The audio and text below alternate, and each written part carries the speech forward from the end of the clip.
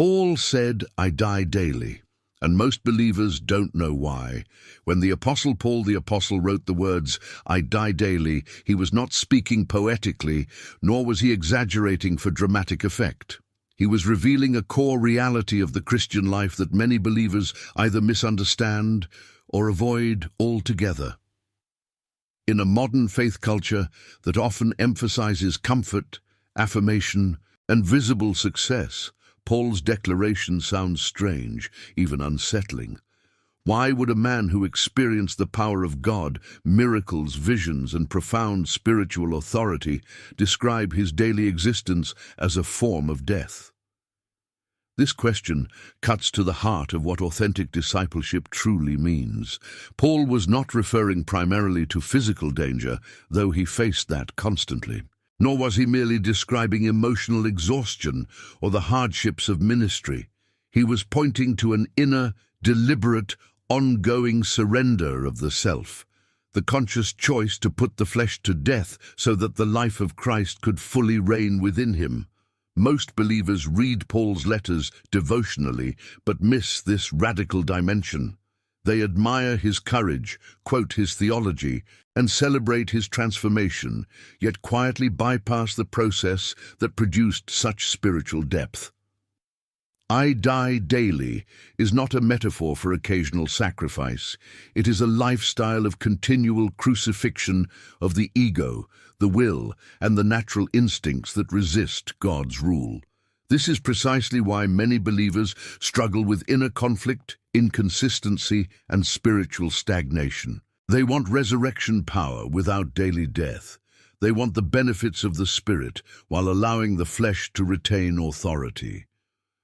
Paul's statement confronts this contradiction head-on. It exposes the uncomfortable truth that spiritual life is sustained not by self-improvement, but by self-denial. In the early church, following Christ was understood as a path of death before it was ever a path of glory. Paul embodied this understanding. His daily dying was not passive suffering, it was active obedience. It was the disciplined refusal to let the old nature dictate his decisions, desires, or identity.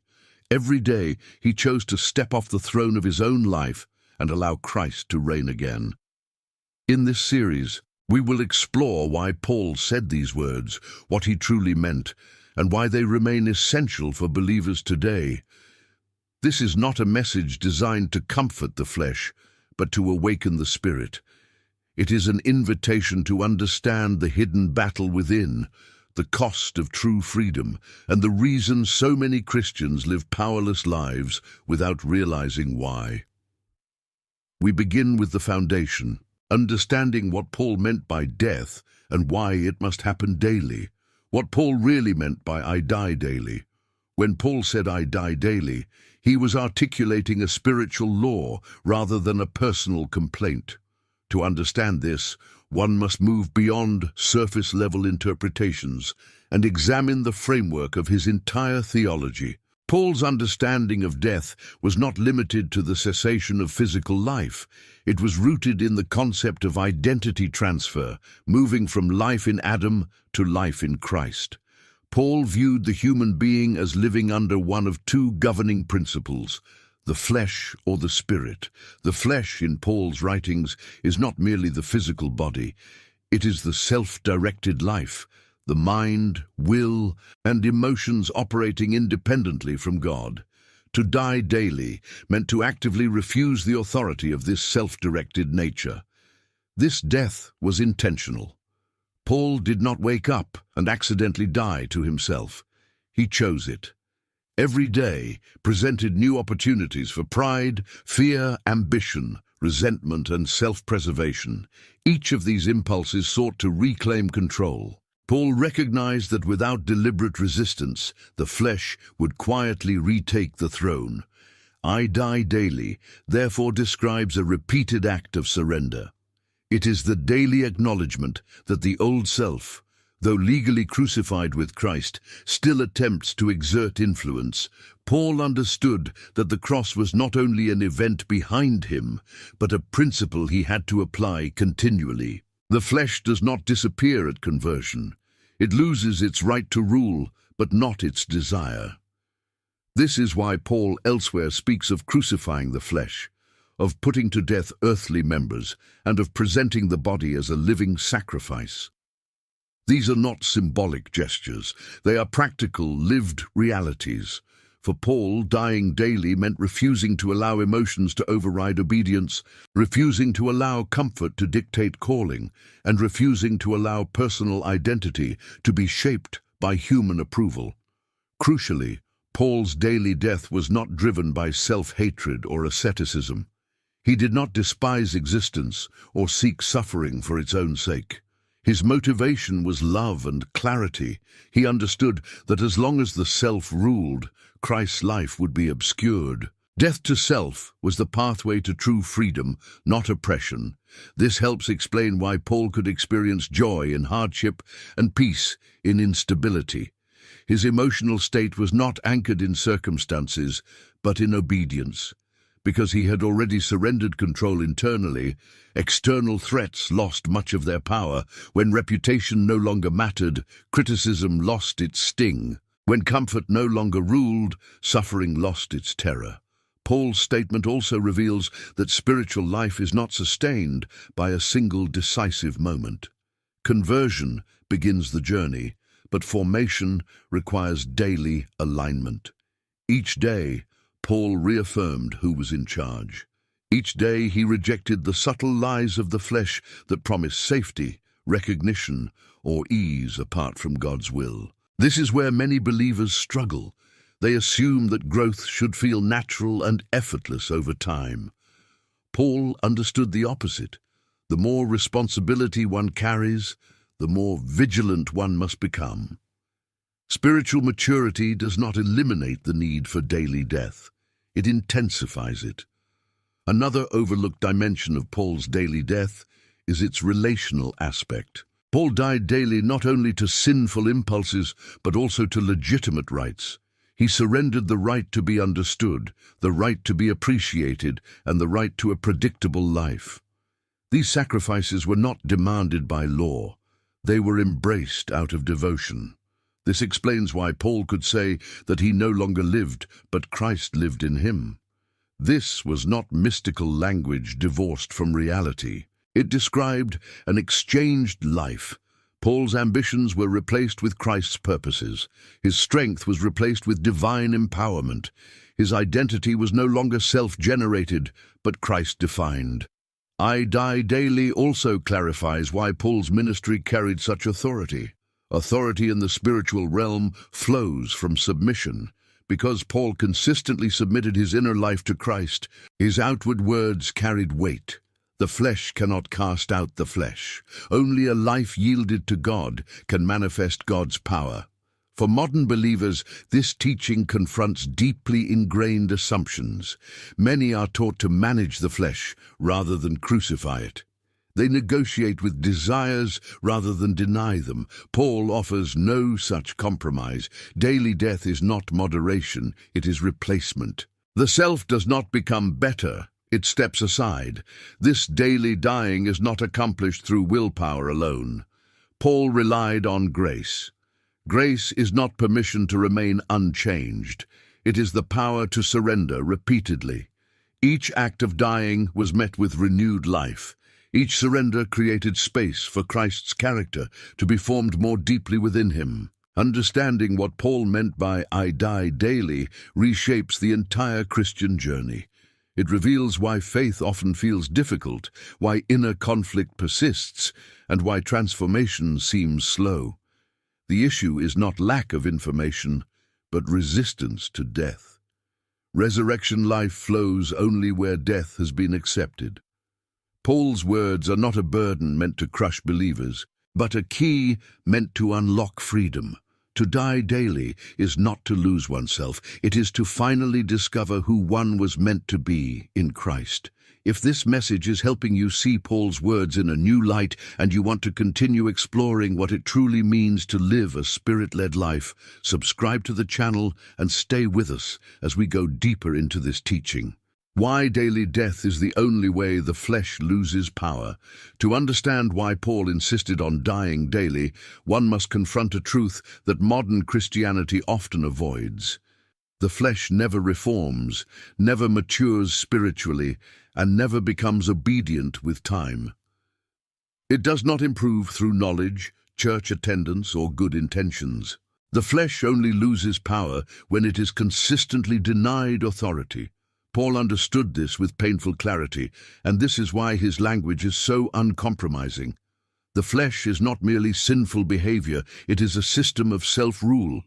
It is the instinct to protect oneself, exalt oneself, justify oneself, and satisfy oneself apart from God.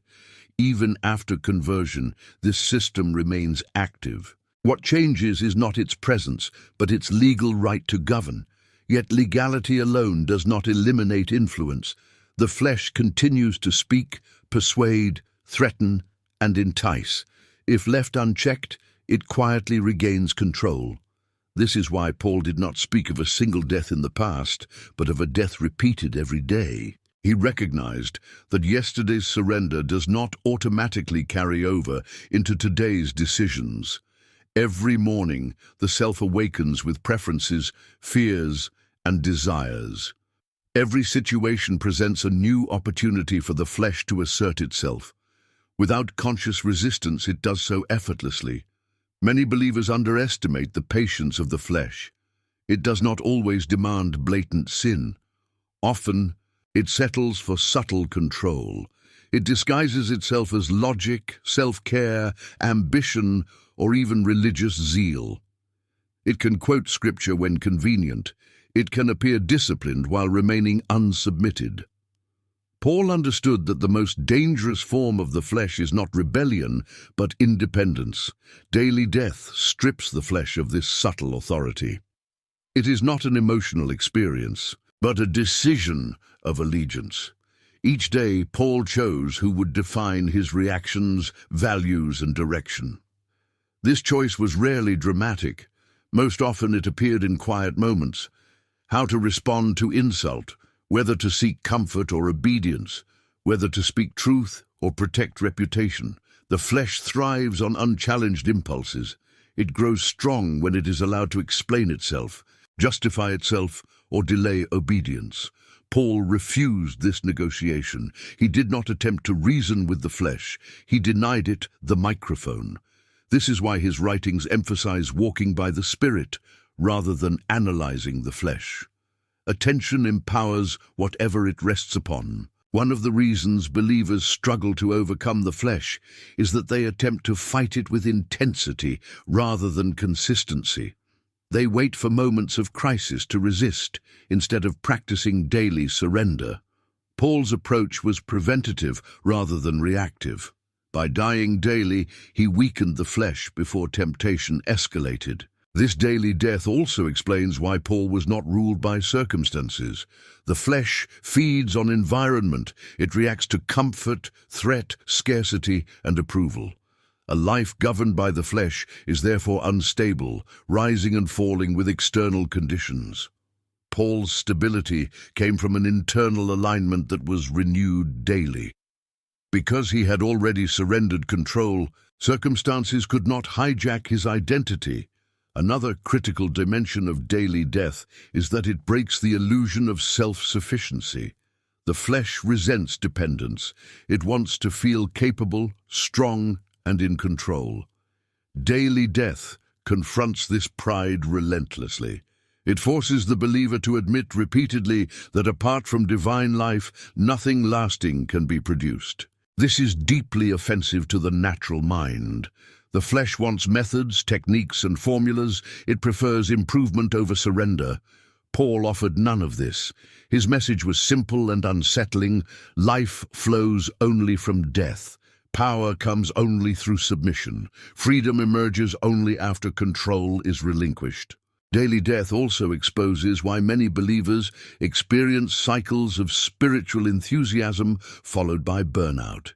They attempt to sustain spiritual life through emotional energy or personal discipline while leaving the flesh fundamentally unchallenged. This produces temporary momentum, but long-term exhaustion.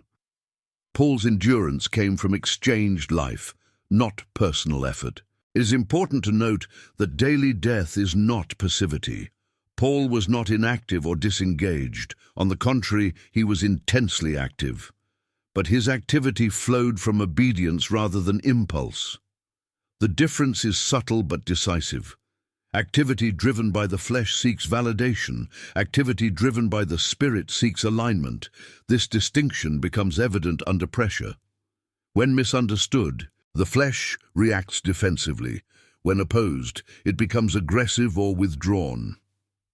Paul's daily death allowed him to remain steady. Because he had already surrendered his need to be understood, opposition did not destabilize him. Because he had already released his claim to comfort, hardship did not surprise him. Another reason daily death is essential is that the flesh adapts. What once tempted blatantly later tempts subtly. Early in faith, the flesh may manifest as obvious sin. Later, it often appears as self-righteousness, spiritual pride, or reliance on past experiences.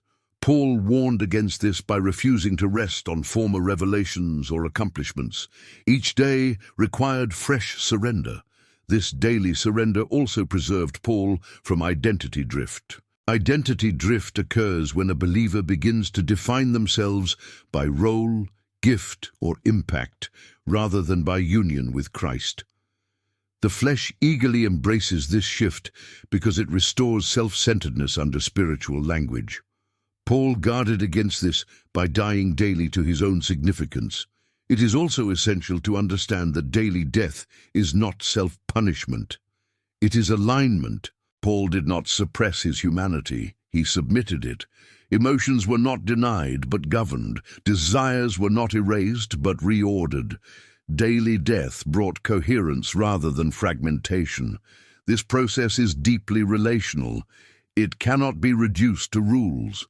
Paul's daily death was a response to love, not obligation.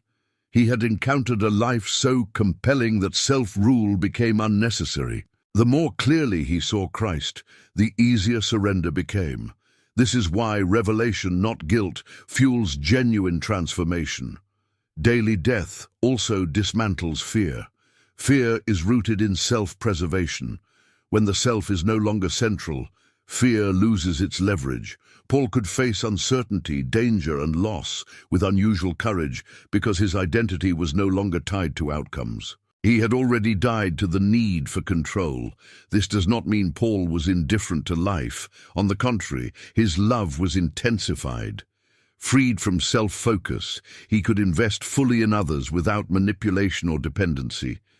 Daily death created emotional availability rather than withdrawal. For believers today, this teaching challenges deeply ingrained habits. Many are taught to affirm themselves rather than deny themselves. While affirmation has its place, it cannot replace surrender. The self does not need constant reassurance. It needs dethronement.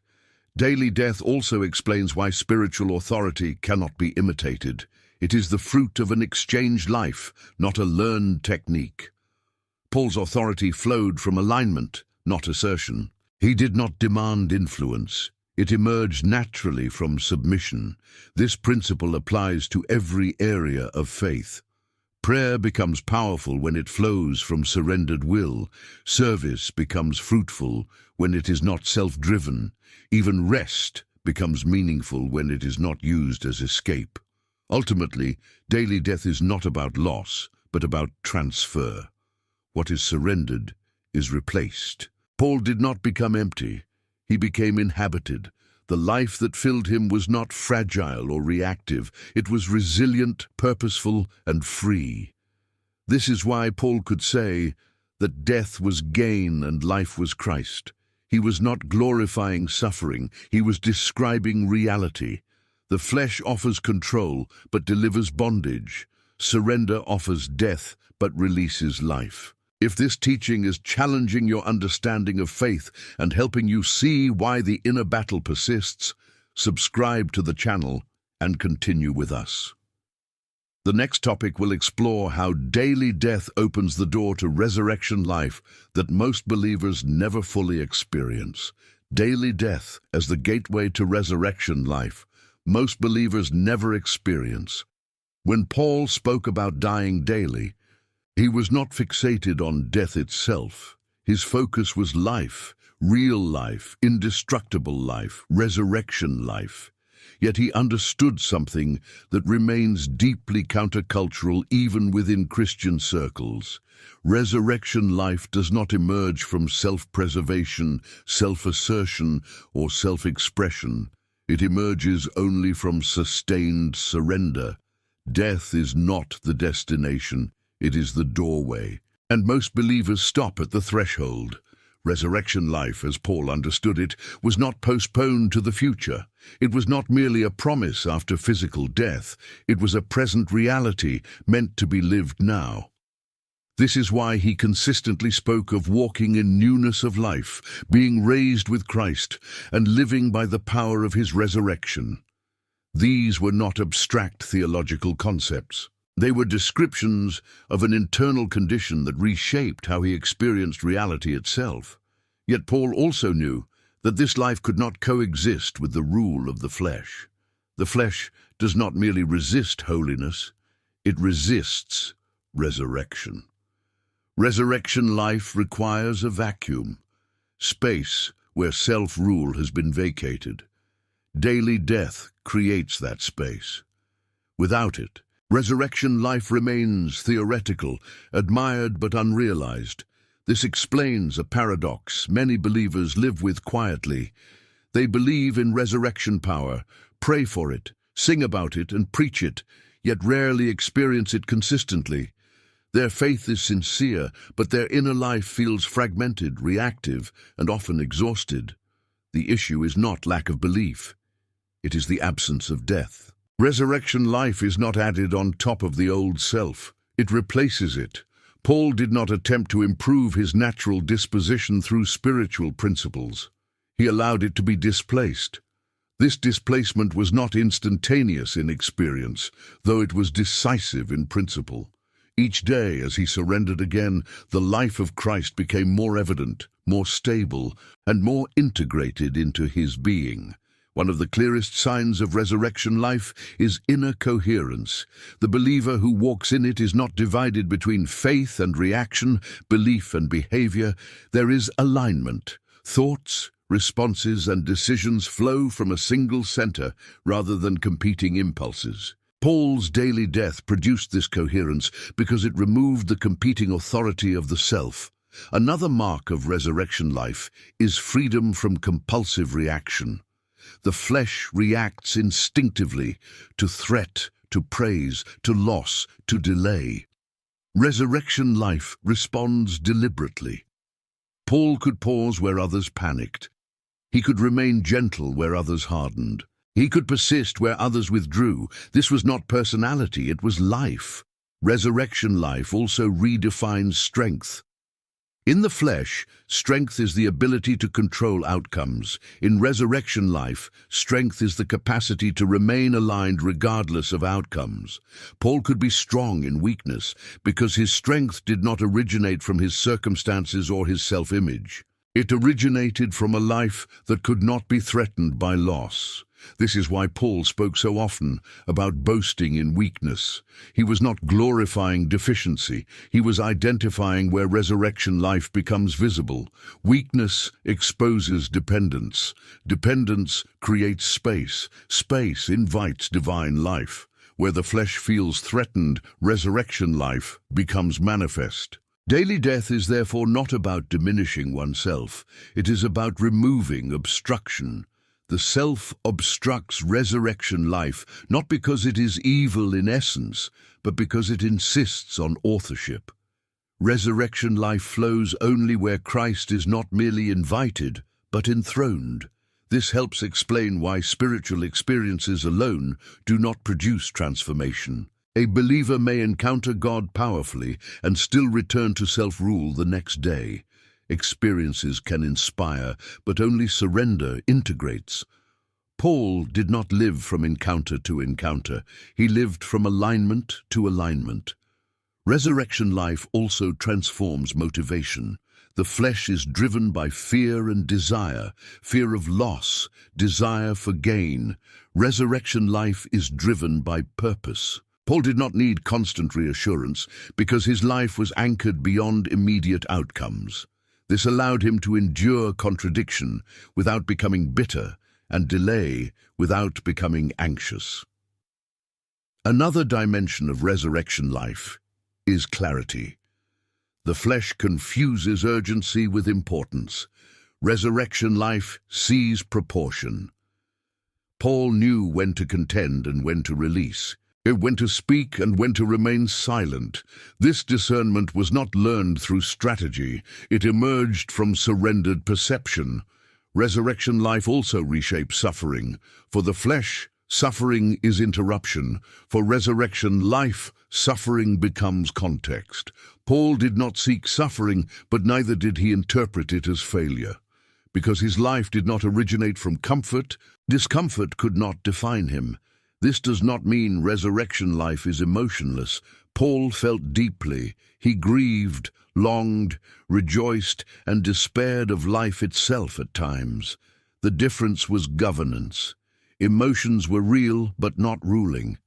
Resurrection life does not erase emotion, it redeems it. Daily death ensures that resurrection life remains current rather than historical. Many believers rely on past seasons of intimacy or usefulness as proof of spiritual health. Paul refused this nostalgia. He knew yesterday's obedience could not sustain today's alignment. Each day required fresh surrender so that life could remain fresh as well. This also explains why resurrection life produces humility rather than arrogance. When life is received rather than generated, pride has no foundation. Paul could speak boldly without self-exaltation because he knew the source of his authority was not personal superiority but divine indwelling. Resurrection life is also inherently missional. It does not turn inward. Freed from self-preoccupation, Paul could invest himself fully in others without depletion. The flesh tires quickly because it draws from finite resources. Resurrection life renews because it flows from an infinite source. This life also redefines success. For the flesh, success is visible affirmation. For resurrection life, success is faithfulness. Paul could consider his life poured out without regret because his metric was obedience, not preservation. It is important to understand that resurrection life is not mystical detachment. Paul was deeply engaged with reality. He confronted injustice, corrected error, and navigated complex relationships. The difference was that his engagement was not fueled by ego. Resurrection life does not withdraw from the world. It enters it without being consumed by it. Daily death is what keeps resurrection life from becoming distorted. Without ongoing surrender, even divine life can be co-opted by the self. Spiritual gifts can become tools of identity. Influence can become a substitute for intimacy. Paul avoided these traps by refusing to let yesterday's fruit justify today's independence. This is why daily death is not a beginner's practice, but an advanced one. The more life one carries, the more vigilance is required. Paul's maturity did not lessen his need to die daily, it heightened it. Resurrection life also brings rest, not inactivity, but deep rest of soul. The striving of the flesh ceases because authorship has been surrendered. Paul could labor more than all, and yet not from strain, because the life energizing him was not his own. For believers today, resurrection life often feels distant because death feels unnecessary. The culture teaches self-expression, self-protection, and self-actualization. Paul taught self-surrender, self-denial, and self-displacement. These paths lead to radically different outcomes. Resurrection life cannot be accessed through inspiration alone. It requires consent, the consent to let go of control repeatedly. This consent is renewed daily, not because God withdraws, but because the self reasserts itself. Paul's life stands as evidence that resurrection life is not theoretical. It produces courage without bravado, authority without domination, compassion without dependency, and endurance without bitterness. This life is not rare because it is unavailable, but because few are willing to pass through death consistently enough to receive it. Daily death is the cost of living fully alive, not alive in appearance, but alive in essence, not driven by impulse, but anchored in purpose, not sustained by affirmation, but by indwelling life. If this message is helping you understand why resurrection life often feels just out of reach and why Paul insisted on dying daily, subscribe to the channel and continue with us. In the next topic, we will confront how resistance to daily death quietly shapes modern Christian life and why it produces exhaustion instead of transformation. How resistance to daily death shapes modern Christian life without being noticed. One of the most subtle and destructive realities in modern Christian life is not open rebellion against God, but quiet resistance to daily death. This resistance rarely announces itself. It does not usually appear as disbelief, immorality, or doctrinal error. Instead, it hides behind activity, language, busyness, and even sincerity. Paul understood that the greatest danger to resurrection life was not persecution from outside, but accommodation within. When daily death is resisted, faith does not disappear. It becomes hollow, exhausting, and unstable. Resistance to daily death does not mean a believer consciously rejects surrender. Most often it means surrender is postponed, softened, or selectively applied. Certain areas are offered to God, while others are carefully preserved. The flesh is not expelled, it is managed. And management feels reasonable, it feels balanced, it feels mature, but it quietly keeps the self on the throne.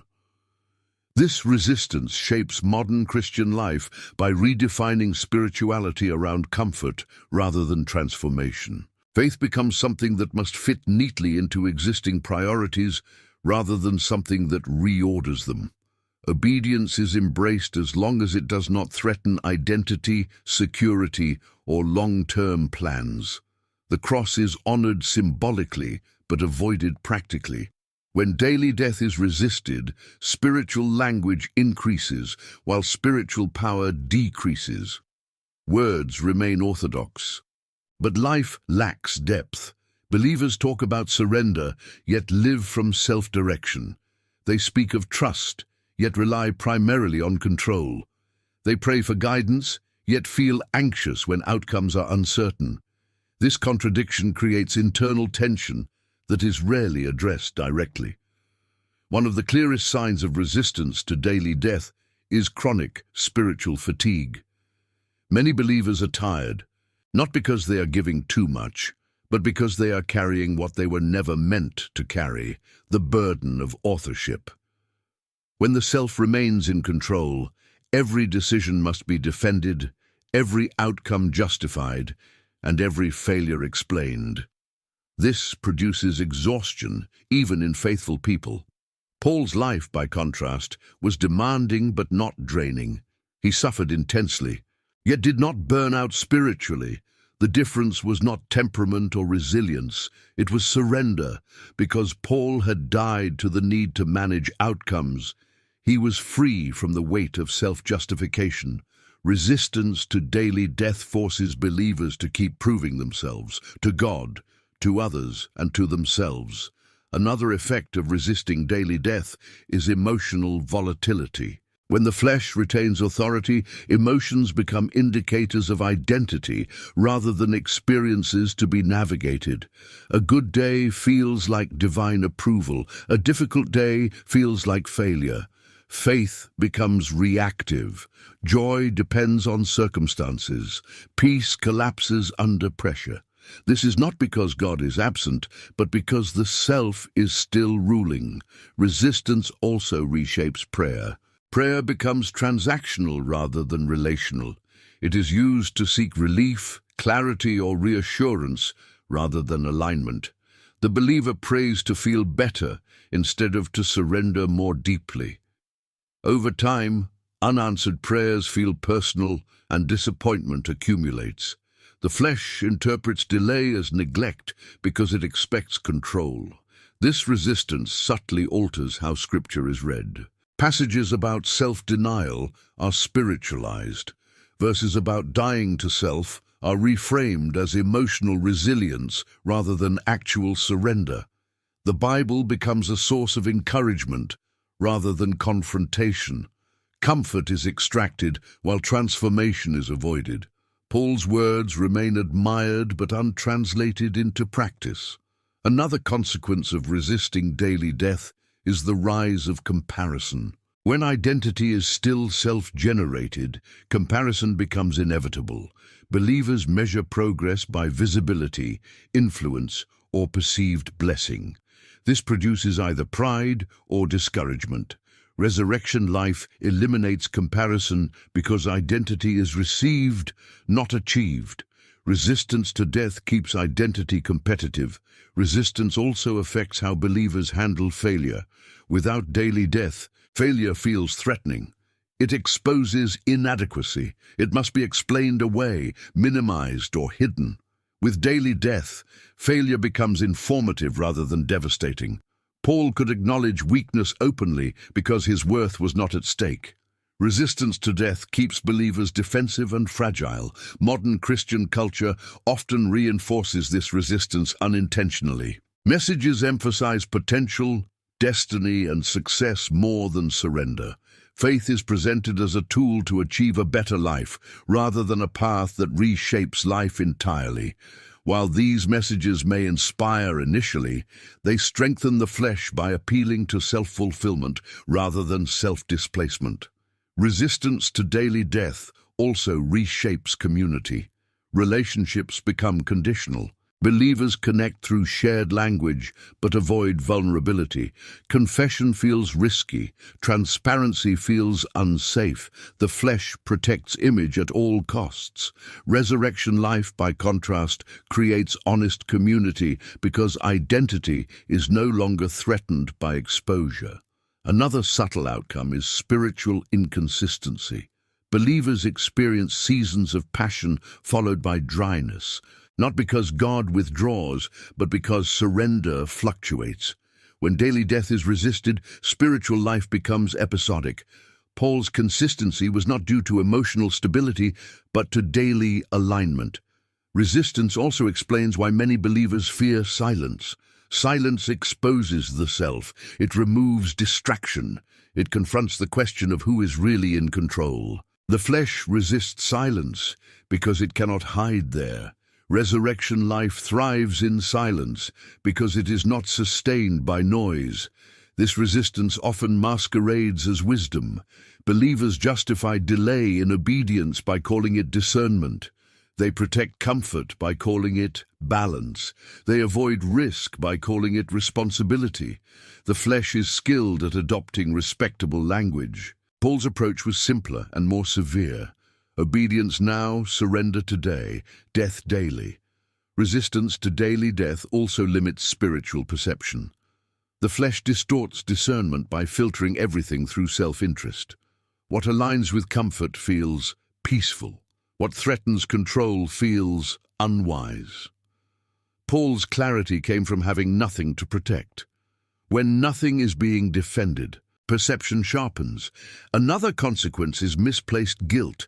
Believers feel guilty for not feeling joyful enough, peaceful enough, spiritual enough. They attempt to correct emotions rather than address authority.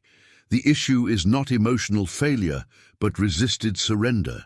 Daily death resolves guilt by addressing root governance rather than surface behavior. Resistance also changes how believers interpret God's will. Instead of asking, "What does obedience require?" they ask, "What am I comfortable with?" God's will becomes negotiable. Paul did not negotiate.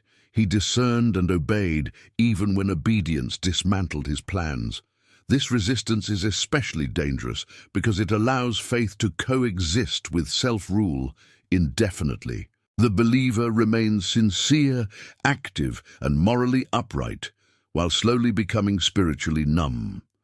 There is no dramatic collapse, only gradual dilution. Paul's warning is implicit but unmistakable. Where daily death is absent, resurrection life will not manifest. The flesh will fill the vacuum. It may appear disciplined, religious, and productive, but it will remain self-centered.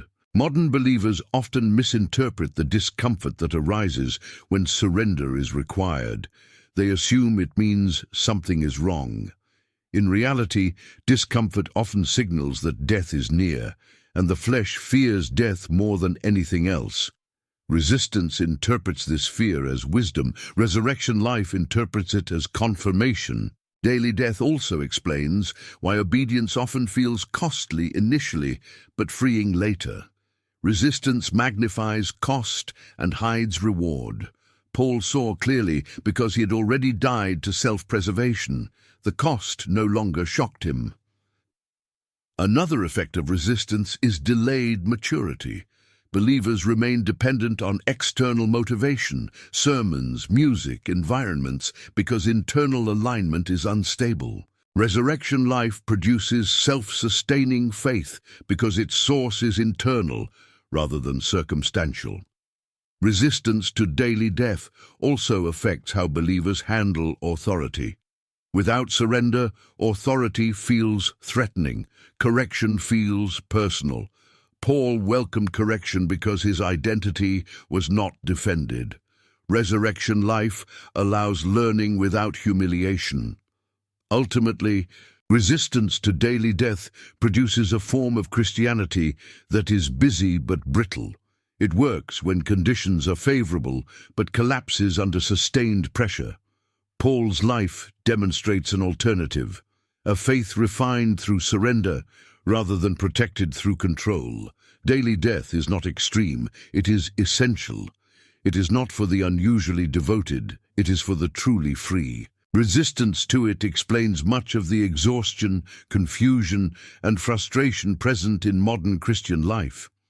If this message is revealing patterns you recognize and helping you understand why faith often feels heavier than it should, subscribe to the channel and continue with us. In the final topic, we will explore how embracing daily death restores simplicity, authority, and deep peace that cannot be shaken. How embracing daily death restores simplicity, authority, and an unshakable inner peace. When daily death is no longer resisted but embraced, something remarkable begins to happen in the inner life of the believer. Faith becomes simpler, not because life becomes easier, but because the struggle for control ends. Authority emerges naturally, not because one seeks influence, but because alignment replaces effort. Peace settles deeply, not as an emotion that comes and goes, but as a stable condition of the soul. This is the hidden fruit of the life Paul lived, a life most believers admire from a distance but rarely enter fully. Simplicity is the first restoration that occurs when daily death is embraced. The flesh complicates everything. It introduces layers of justification, explanation, strategy, and self-protection. Decisions must be defended, motives must be clarified, outcomes must be monitored.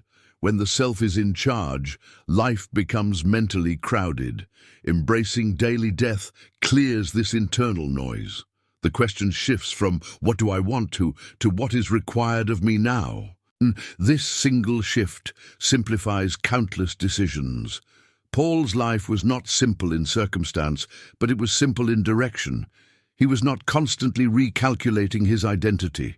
He did not wake up each day needing to reassert who he was. His life flowed from obedience rather than self-definition. This simplicity was not naivete. It was freedom from internal negotiation. Daily death restores simplicity because it removes competing authorities. When the self no longer vies with God for control, discernment becomes clearer. Conflicting desires lose their grip.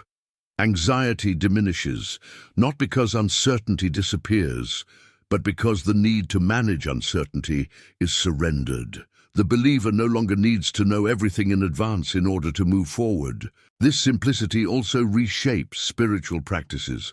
Prayer becomes less verbose and more honest. Scripture becomes less a source of reassurance and more a source of alignment. Worship becomes less performative and more participatory.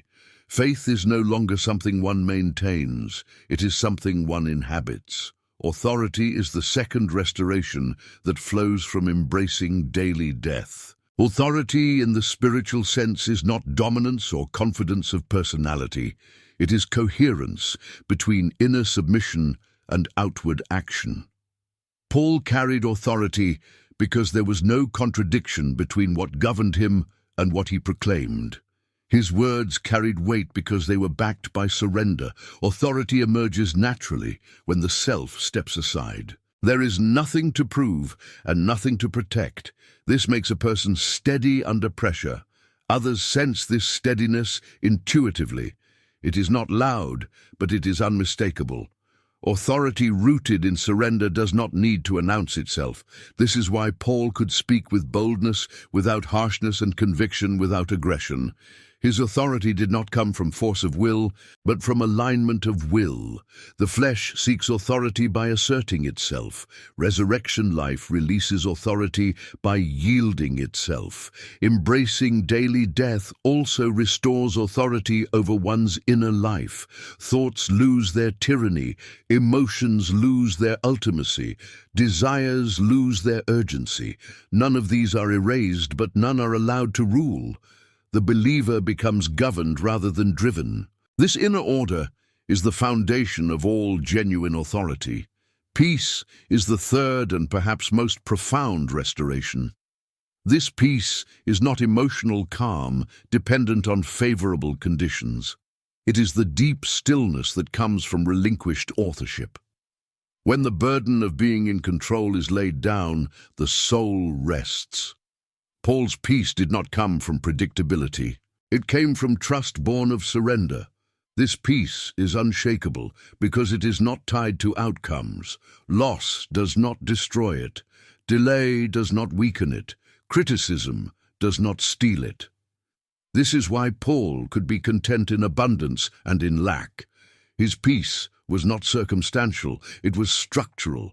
Daily death restores peace by removing fear at its root. Fear thrives on self-preservation. When the self is no longer central, fear loses its leverage. The believer may still feel concern, but not paralysis. They may still feel pain, but not despair. Peace becomes the default rather than the exception. This peace also transforms relationships. The need to control how one is perceived diminishes. Approval is appreciated but no longer required. Rejection is painful but no longer defining. This allows love to be offered freely rather than strategically. Paul could love deeply without becoming dependent because his identity was secure. Embracing daily death also restores resilience. Resilience is not toughness, it is elasticity. It is the ability to bend without breaking. When the self is surrendered, blows land differently. Disappointment hurts, but it does not harden. Opposition challenges, but it does not embitter. Paul's resilience was not emotional suppression, it was surrendered grounding. Another fruit of daily death is endurance without cynicism. Many believers endure hardship, but grow cynical over time. This cynicism is often the residue of resisted surrender. When expectations are preserved, disappointment accumulates. Paul endured with hope because he had already relinquished entitlement. Nothing was owed to him, everything was received as grace. Daily death also restores joy, not constant happiness, but deep gladness. This joy coexists with sorrow. Paul could grieve and rejoice simultaneously because his joy was not dependent on circumstances.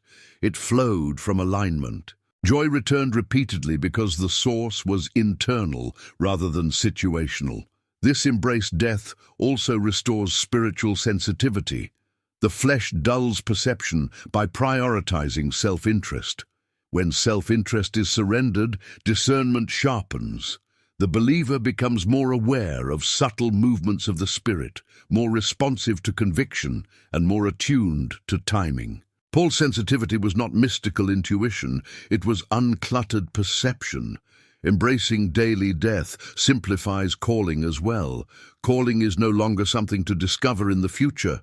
It becomes something to obey in the present. Paul did not obsess over destiny. He obeyed what was placed before him. Destiny unfolded as a byproduct of obedience. This daily surrender also restores rest. Not the rest of inactivity, but the rest of trust. The believer works without strain and rests without guilt. Productivity is no longer tied to worth. Paul could labor intensely and still describe himself as at rest because the labor was not self-driven. Daily death restores integrity. Integrity is not moral perfection, it is wholeness. It is when inner life and outer life align. The believer no longer performs spiritually while living privately divided. This integrity brings quiet confidence. There is nothing hidden that must be protected. Another restoration is courage. Courage born of surrender is different from courage born of resolve. It does not rely on adrenaline or conviction alone. It flows from having nothing left to lose. Paul could face death repeatedly because he had already died inwardly. Physical threats lost their terror when the self was no longer clinging to preservation. Embracing daily death also restores teachability. Without surrender, learning feels threatening because it exposes inadequacy. With surrender, learning feels natural because identity is not at stake. Paul remained teachable throughout his life because he never equated maturity with arrival. This embraced death simplifies spiritual growth. Growth is no longer measured by feelings, experiences, or achievements, but by increasing alignment. Progress may feel slower, but it is deeper. The believer becomes less reactive, less defensive, less anxious. These changes are often unnoticed by the individual, but evident to others. Daily death also restores perspective. Temporary losses no longer eclipse eternal realities. Immediate discomfort no longer outweighs long-term faithfulness. Paul's ability to see beyond the moment was not optimism, it was surrendered vision. Ultimately, embracing daily death restores freedom. Freedom not to do whatever one wants, but freedom from the tyranny of wanting. The believer is no longer enslaved to impulse, mood, or fear. This freedom feels like lightness, even in heavy circumstances. Paul's declaration, "I die daily," was not a lament. It was a testimony.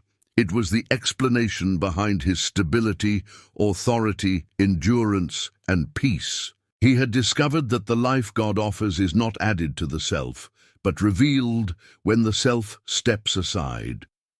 Most believers never experience this depth, not because it is unavailable, but because it requires consent that must be renewed every day. Daily death is not dramatic. It is quiet, persistent, and deeply transformative. If this series has helped you understand why Paul lived the way he did and why I Die Daily is not a burden, but an invitation, subscribe to the channel and continue walking with us. What Paul lived is not reserved for apostles. It is the normal life of anyone willing to surrender daily and truly live.